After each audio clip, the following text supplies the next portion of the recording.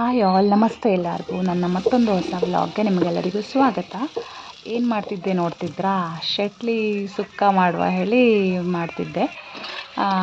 ಮಣ್ಣಿನ ಪಾತ್ರೆಗೆ ಹೊರಗಡೆ ಒಲೆ ಮೇಲೆ ಮಾಡ್ತಿದ್ದೆ. ಈರುಳ್ಳಿ ಕಟ್ ಮಾಡಿ ಹಾಕಿದ್ದೆ ಫಸ್ಟು. ನೀರೇನು ಹಾಕಲಿಲ್ಲ ಅದಕ್ಕೆ. ಸೌಟ್ ಹಾಕಿ ತಿರ್ಸ್ಕೊಳ್ತಾನೆ ಇರಬೇಕು, ಇಲ್ಲಾಂದರೆ ಹಿಡಿದು ಬಿಡ್ತದೆ. ಯಾಕಂದರೆ ನೀರು ಹಾಕಲಿಲ್ಲಲ್ಲ ನಾನು, ಅದಕ್ಕೋಸ್ಕರ. ಈರುಳ್ಳಿ ಎಲ್ಲ ಒಂಚೂರು ಬಾಡ್ತಿದ್ದಂಗೆ ಶಟ್ಲಿ ಹಾಕ್ಕೊಳ್ಬೋದು. ಈಗ ನಾನು ಶಟ್ಲಿ ಆ್ಯಡ್ ಮಾಡ್ತೆ. ಆ್ಯಕ್ಚುಲಿ ಇದು ಸಣ್ಣ ಶಟ್ಲಿ. ಸುಕ್ಕ ಮಾಡೋಕ್ಕಂದರೆ ಸಣ್ಣ ಶಟ್ಲಿನೇ ಚಲೋ ಆಗ್ತದೆ. ದೊಡ್ಡ ಇದ್ದರೆ ತಿನ್ನೋಕಷ್ಟು ಚಲೋ ಅನಿಸೋದಿಲ್ಲ. ಸಾರಿಗೆ ಬೆಸ್ಟು. ಅದಕ್ಕೆ ಸಣ್ಣದೇ ತಗೊಬನ್ನಿ ಅಂತ ಹೇಳಿದ್ದೆ ನನ್ನ ಹಸ್ಬೆಂಡ್ಗೆ. ಸೊ ಸಣ್ಣದೇ ತಗೊಬಂದರೆ ಅದ್ರದ್ದೇ ಇವತ್ತು ಸುಕ್ಕ. ನಮ್ಮದೆಲ್ಲರದ್ದು ಫೇವ್ರೆಟ್ ಶಟ್ಲಿ ಸುಕ್ಕ. ನಮ್ಮ ಕಡೆ ಎಲ್ರಿಗೂ ಆಲ್ಮೋಸ್ಟ್ ಇಷ್ಟನೇ ಆಗ್ತದೆ. ಹೊರಗಿನವರಿಗೆಲ್ಲ ಹೆಂಗೆ ಅನಿಸ್ತದೆ ಗೊತ್ತಿಲ್ಲ. ಈಗ ಇದಕ್ಕೆ ತೆಂಗಿನ ತುರಿ ಹಾಕೊಳ್ಳೋದು. ಅದಾದಮೇಲೆ ರುಚಿಗೆ ತಕ್ಕಷ್ಟು ಉಪ್ಪು ಹಾಕೊಳ್ಳುವ. ಅದಾದಮೇಲೆ ಚಿಲ್ಲಿ ಪೌಡ್ರು ಮತ್ತು ಅರಿಶಿನ ಪೌಡ್ರು ಹಾಕುವ. ಇಷ್ಟೇ ಮಾಡಿದ್ರೆ ಆ್ಯಕ್ಚುಲಿ ಮಸ್ತ್ ಆಗ್ತದೆ. ಕೆಲವರು ಇದಕ್ಕೆ ಗರಂ ಮಸಾಲ ಪೌಡ್ರೆಲ್ಲ ಹಾಕ್ತಾರೆ, ಅದೆಲ್ಲ ಹಾಕೋ ನೆಸೆಸಿಟಿ ಇಲ್ಲ. ಇಷ್ಟು ಹಾಕಿದ್ರೆ ಮಸ್ತ್ ಆಗ್ತದೆ. ಆದರೆ ಫುಲ್ ಡ್ರೈ ಆಗಬೇಕು. ಇದು ರಾಶಿ ಚಲೋ ಆಗ್ತದೆ. ನೀರು ಮಾತ್ರ ಹಾಕೋಕ್ಕೆ ಇಲ್ಲ. ಸೊ ಅದೇ ಇದನ್ನು ಎತ್ತಿಟ್ಬಿಟ್ಟು ಎಲ್ಲೋ ಹೋಗ್ಬಿಟ್ರೆ ಹಿಡ್ದೋಗ್ಬಿಡೋದಂತೂ ಪಕ್ಕ, ನೀರಿರೋದಿಲ್ಲ. ಅದಕ್ಕೂ ಅಲ್ಲೇ ಇದ್ಕೊಂಡು ಸೌಟ್ ಹಾಕ್ತಾನೆ ಇರಬೇಕು, ಹಿಡಿಯೋದಿಲ್ಲ. ಆಯ್ತು, ಇನ್ನೊಂದು 5 ನಿಮಿಷ ಬೇಯಿಸಿಬಿಟ್ರೆ ಬಿಸಿ ಬಿಸಿ ಶಟ್ಲಿ ಸುಕ್ಕ ರೆಡಿ. ಯಾರಿಗೆಲ್ಲ ಇಷ್ಟ ಕಮೆಂಟ್ ಮಾಡಿ ತಿಳಿಸಿ. ಶಟ್ಲಿ ಸುಕ್ಕ ಅಂತೂ ಆಯಿತು. ಈಗ ಸಾರು ಮಾಡೋದು. ಬೆಳಚಿನ ಸಾರಿಗೆ ಬಸ್ಲೆ ಹಾಕಿ ಮಾಡೋದು. ಬೆರಕೆ ಸಾರು ಇವತ್ತು. ಸೊ ಬೆಳಚನ್ನ ಬೇಯಿಸ್ಕೊಂಡು ಒಂದು ಚಿಪ್ಪಿ ಹಾಕ್ತಿದ್ದೆ ಸಾರಿಗೆನೇ, ಚಲೋ ಆಗ್ತದಂತೆ ಎಲ್ಲರೂ ಹೇಳಿದ್ರು. ಅದಕ್ಕೆ ಒಂದು ಚಿಪ್ಪಿ ಹಾಕಿ ಒಂದು ಚಿಪ್ಪಿನ ಬಿಸಾಕ್ತಿದ್ದೆ. ಮೊದಲೇ ಬೇಯಿಸ್ಕೊಳ್ಳ ಅಂದರೆ ಒಂದು ಹೆಕ್ಕಕ್ಕೆ 1 ತಾಸು ಬೇಕಿತ್ತು. ಅದಕ್ಕೆ ಬೇಯಿಸ್ಕೊಬಿಟ್ಟಿದೆ. ಬೆಳಚೆಲ್ಲ ಹೆಕ್ಕೊಂಡಾಯಿತು. ಅದರೊಟ್ಟಿಗೆ ಅದು ಬೇಯಿಸಿದ ನೀರನ್ನು ಕೂಡ ಹಾಕಬೇಕು. ಬಿಸಾಡೋಂಗಿಲ್ಲ. ಚಂದ ಮಾಡಿ ತೊಳೆದು ಕಟ್ ಮಾಡಿ ಕೊಟ್ಟರೆ ಯಜಮಾನರು. ಸೊ ಬೆರಕೆ ಸಾರದಲ್ಲ ಬಸ್ಲೆ, ನಾವೇ ನೆಟ್ಟಿ ಬೆಳೆಸೋದು. ಸುಕ್ಕ ಸಾರು ಆಗೋಯ್ತು. ಇವಾಗ ನೆಕ್ಸ್ಟ್ ಪ್ರೋಗ್ರಾಮು ರೊಟ್ಟಿ, ಅಕ್ಕಿ ರೊಟ್ಟಿ. ನಮ್ಮ ಮನೆಯವ್ರದ್ದು ಫೇವ್ರೆಟ್ ಅಕ್ಕಿ ರೊಟ್ಟಿ ಇವತ್ತು. ಅಕ್ಕಿ ಹಿಟ್ಟೆಲ್ಲ ಕಲಸಿ ತಟ್ಟೋದೆಲ್ಲ ಅವ್ರದ್ದೇ ಕೆಲಸ. ಸುಡೋದು ಮಾತ್ರ ನಾನು.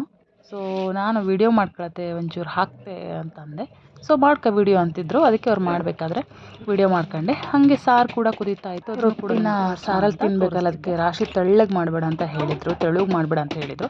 ಸ್ವಲ್ಪ ಗಟ್ಟಿನೇ ಇಟ್ಟಿದ್ದೆ. ಅದಕ್ಕೋಸ್ಕರ ಸಾರನ್ನ ಚಂದ ಘಮ ಪರಿಮಳ ಬರ್ತಾ ಉಂಟು. ಶಟ್ಲಿ, ಮೊಗೆಕಾಯಿ ಮತ್ತು ಚಿಪಿಕಲು ಬೆಳಚು, ಈ ಥರ ಬೆರಕೆ ಸಾರು ಅಂದರೆ ನನ್ನ ಫೇವ್ರೇಟ್. ಅವರು ರೊಟ್ಟಿ ತಟ್ಟಿ ಕೊಟ್ಟಂಗೆ ನಾನು ಸುಡಬೇಕು. ಸೊ ಇದು ಕೂಡ ಅಷ್ಟೇ, ಹೊರಗಡೆ ಒಲೆಯಲ್ಲಿ ಮಾಡ್ತಿದ್ರು. ಎಂತಕ್ಕಂದರೆ ಅದು ತುದಿಯೆಲ್ಲ ಸುಡಬೇಕು, ಆವಾಗ ಮಸ್ತ್ ಆಗ್ತದೆ, ಉಬ್ಬುತ್ತದೆ ಚಂದ ಮಾಡಿ.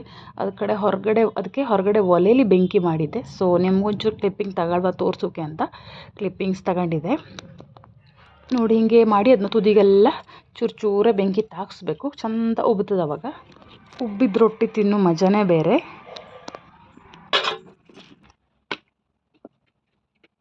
ರೊಟ್ಟಿ ಬಂಡಿಗೆ ಹಾಕೋದು ಒಂದು ಸಲ ವಿಡಿಯೋ ಮಾಡ್ಕೊಳ್ತೆ, ನೀವೇ ಹಾಕ್ರಿ ಅಂದೆ. ಅದಕ್ಕೂ ಅವರೇ ಹಾಕ್ತಿದ್ರು, ನಾನು ವಿಡಿಯೋ ತಗೊಳ್ತಿದ್ದೆ.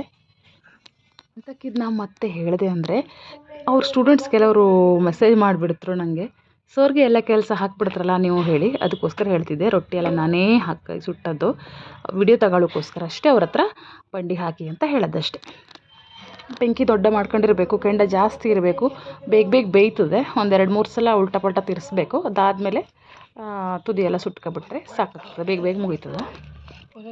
ಎಲ್ಲೋ ಯಾಕೆ ಕಾಣಿಸ್ತಿದೆ ಅನ್ಬೋದು ಕೆಲವರು. ಯಾವಾಗೂ ಮಾಡುವಂಗೆ ಮಾಡ್ತಿದ್ರು, ಈ ಸತಿಗೆ ಎಂತ ಇಲ್ಲ. ಸೊ ಅಕ್ಕಿ ಹಿಟ್ಟು ಕಲಿಸ್ಬೇಕಾದ್ರೆ ನಮ್ಮ ಮನೆಯವರು ಸ್ವಲ್ಪ ಅರಿಶಿನ ಹಾಕಾರೆ, ಅದಕ್ಕೋಸ್ಕರ ಸ್ವಲ್ಪ ನಿಮಗೆ ಎಲ್ಲೋ ಕಾಣಿಸ್ತೆ, ಅದಷ್ಟೇ, ಮತ್ತೆಂತ ಚೇಂಜ್ ಇಲ್ಲ.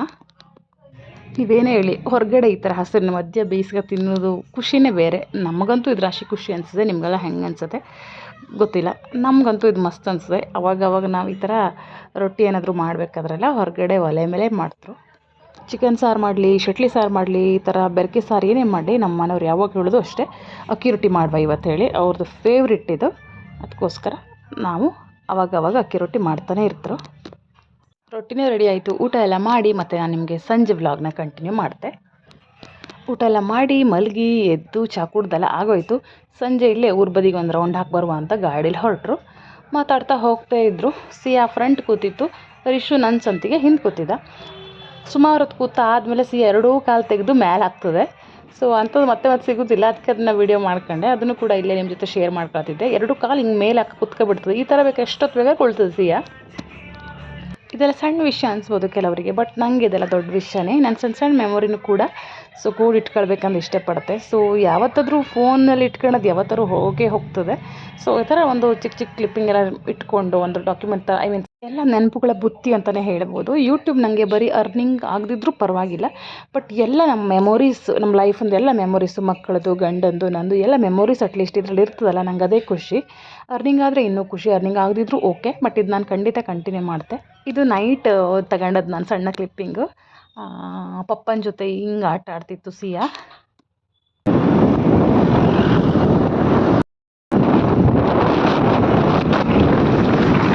ಇದು ಮಾರನೇ ದಿನದ ನೆಕ್ಸ್ಟ್ ಡೇ ಸಂಜೆ ಟೈಮ್ಗೆ ಕುಮಟಾ ಹೋಗುವ 2-3 ಕೆಲಸ ಇದೆ ಅಂತ ಹೊರಟಾರೆ. ಇದಕ್ಕೇನೋ ತಗೊಳ್ಳೋದಿತ್ತು. ಹಾಗೆ ಮಕ್ಕಳನ್ನ ಪಾರ್ಕಲ್ಲಿ ಕೂಡ ಆಟ ಆಡಿಸುವ ಅನ್ನಿಸ್ತು. ಸುಮಾರು ದಿನ ಆಯಿತು ಅಲ್ಲಿ ಕರ್ಕೊಂಡು ಹೋಗಿದೆ. ಕಿತ್ತೂರಾಣಿ ಚೆನ್ನಮ್ಮ ಪಾರ್ಕ್ ಯಾವಾಗಾದರೂ ಒಂದ್ಸಲ ನಾವು ಕರ್ಕೊಂಡು ಹೋಗ್ತರು. ಸೊ ಅಲ್ಲೂ ಕೂಡ ಆಟ ಆಡ್ಸ್ಕೊ ಬರುವ ಮಕ್ಕಳನ್ನ ಅಂತ ನಾವು ಕುಮಟಾ ಬಂದರು. ಫಸ್ಟ್ ಅವ್ರದ್ದೇನೋ ಕೆಲಸ ಇತ್ತು, ಅದಕ್ಕೆ ಹೊರಟಿದ್ರು.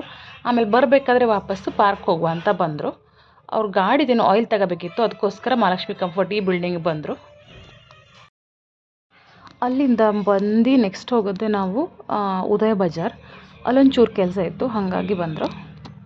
ಏನು ಎಕ್ಸಾಕ್ಟಾಗಿ ನಾವು ತಗೊಳಕ್ಕೆ ಬಂದಿರೋದು ನಂಗೆ ನೆನಪಿಲ್ಲ, ಆದರೆ ಸ್ವಲ್ಪ ನೆನಪಿದ ಮಟ್ಟಿಗೆ ನನಗೆ ನಾವು ಅದು ಕುಚ್ಚಕ್ಕಿ ಗಂಜಿ ಮಾಡುವಂಥದ್ದು ಮ್ಯಾಜಿಕ್ ಪಾಟ್ ನೋಡುವ ಅಂತ ಬಂದಿದ್ದರು.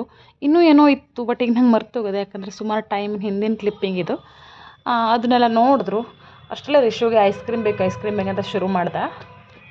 ಅವರಿಬ್ರಿಗೆ ತಿನ್ನೋಕ್ಕೆಲ್ಲ ಏನು ಬೇಕಂತ ಕೊಡ್ಸಾದ್ಮೇಲೆ ಅಲ್ಲಿಂದ ಹೊರಟು ಪಾರ್ಕ್ ಹತ್ರ ಬಂದರು. ರಿಶು ಅವನಿಗೆ ಹೇಳಿದ್ರಲ್ಲ ಹೊರಡ್ಬೇಕಾದ್ರೆ ಪಾರ್ಕ್ ಹೋಗೋದು ಆಟ ಆಡೋದು ಹೇಳಿ, ಅದಕ್ಕೆ ಇಲ್ಲಿ ಬಂದ ತಕ್ಷಣ ಫುಲ್ ಖುಷಿಯಾಗ್ಬಿಟ್ಟ. ಮುಂದ್ಗಡೆ ಒಂದು ಅಕ್ಕ ಹೋಗ್ತಾಯಿತ್ತು, ಅವಳೊಟ್ಟಿಗೆ ಹೋಗಿ ರೆಡಿ. ನನಗೆ ಇದ್ರೊಟ್ಟಿಗೆ ವಿಡಿಯೋನೂ ಆಗಬೇಕಲ್ಲ. ರಿಶು ಮಾಡ್ತಾ ಸರಿ ಮಾಡೋದಿಲ್ಲ, ಇವ್ರ ಅಮ್ಮನೆಯವರಂತೂ ಮಾಡಿಕೊಡೋದಿಲ್ಲ. ಸೊ ನಾನೇ ಫ್ರಂಟ್ ಕ್ಯಾಮ್ರಾದಿಂದ ಸ್ವಲ್ಪ ವಿಡಿಯೋ ಮಾಡ್ಕೊಳತ್ತಿದ್ದೆ.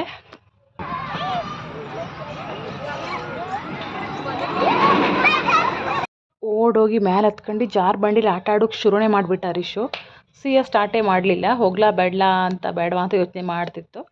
ಸೊ ಹತ್ತು ಮಗ ನಿಧಾನಕ್ಕೆ ಒಮ್ಮೆ ಹಿಡ್ಕೊಳ್ತೆ ಅಂದೆ. ಸೊ ಸಾವಕಾಶ ಮೇಲ್ಗಡೆ ಹತ್ಕೊಳ್ಳೋಕೆ ಶುರು ಮಾಡ್ತು. ನಾವು ಬಂದದ್ದು ಸಂಜೆ ಟೈಮ್ ಆಗಿದ್ದರಿಂದ ಸುಮಾರು ಜನ ಇದ್ದರು.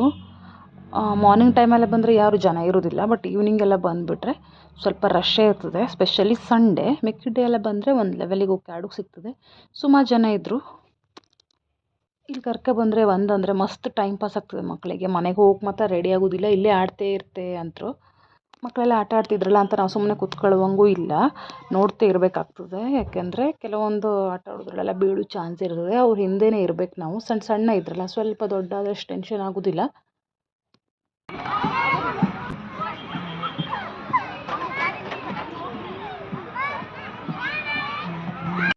ನಮ್ಮ ರಿಶು ಯಾವುದೂ ಬಿಡಲಿಲ್ಲ, ಪ್ರತಿಯೊಂದರಲ್ಲೂ ಆಟ ಆಡ್ದ.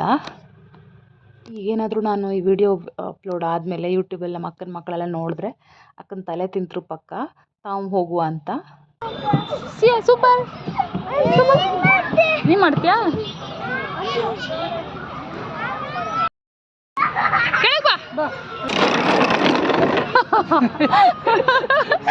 ಮತ್ತೆ ಬೇಕಾ ಮಾಡು.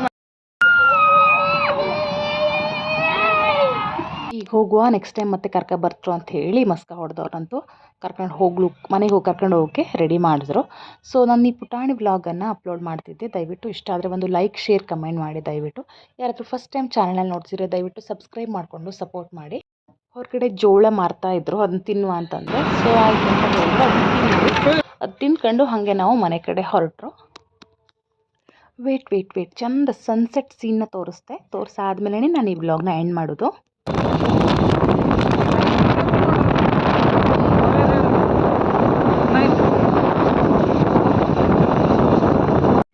ಇಷ್ಟೇ ಆಗಿತ್ತು ಈ ಒಂದು ವ್ಲಾಗ್. ಈ ಪುಟಾಣಿ ವ್ಲಾಗ್ನ ಇಲ್ಲೇ ಸ್ಟಾಪ್ ಮಾಡ್ತೆ ನಾನು. ಮತ್ತೆ ನಿಮಗೆ ಇನ್ನೊಂದು ವ್ಲಾಗ್ ಜೊತೆ ನಿಮ್ಮ ಮುಂದೆ ಖಂಡಿತ ಬರ್ತೆ. ಅಲ್ಲಿ ತನಕ ಟೇಕ್ ಕೇರ್, ಬಾಯ್.